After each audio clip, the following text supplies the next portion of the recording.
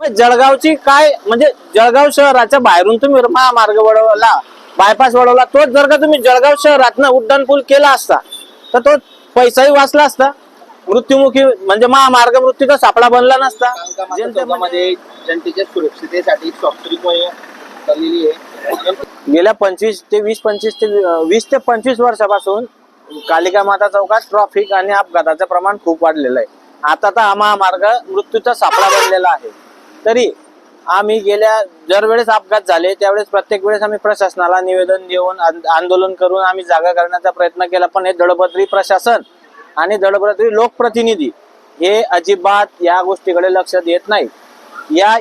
या परिसरातील नागरिकांचा जीव इतका स्वस्त झाला या लोकप्रतिनिधी आणि जनतेला, आपलं लोकप्रतिनिधी आणि प्रशासनाला, तर हे या गोष्टीकडे दुर्लक्ष करत आहे. गेल्या 3 दिवसापूर्वी माध्यमांवरच आम्हाला समजलं की जळगावचे लोकप्रिय खासदार यांनी गडकरी साहेबांना उड्डाणपुलाच्या काही मागण्यांचा प्रस्ताव निवेदन दिले. यामध्ये अजिंठा चौफुली असो, इच्छादेवी चौफुली असो, मागणी योग्य आहे मागणी. इथं पण तसा ट्रॅफिकचा प्रॉब्लेम आहे, पण इथं सुद्धा मृत्युमुखी पडतायत लोक. गेल्या 4 दिवसापूर्वी आमच्या परिसरातीलच माडी मावशी यांचा दुर्दैवी मृत्यू झाला तिथं.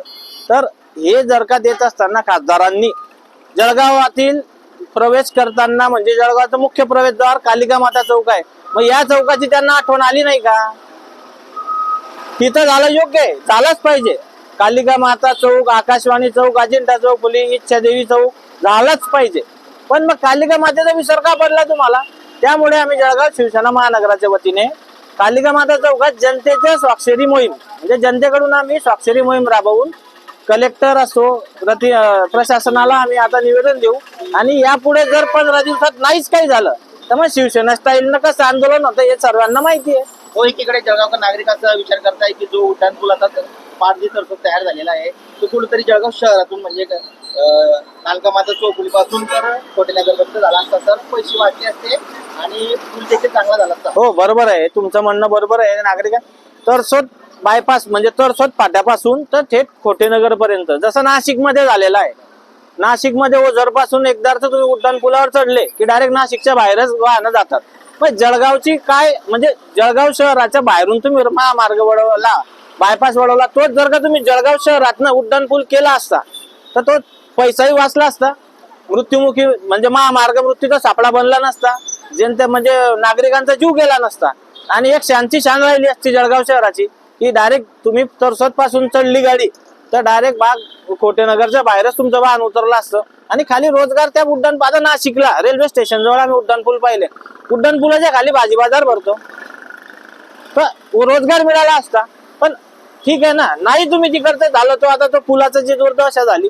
पण यांना वाटत होतं प्रशासनाला आणि लोकप्रतिनिधींना की आपण ट्रॅफिक वळवू, अवजड वाहन, काहीच फरक पडलेला नाही. अजूनही अवजड वाहन इकडनंच वापरतात, तिकडनं काहीच फरक पडलेला नाही.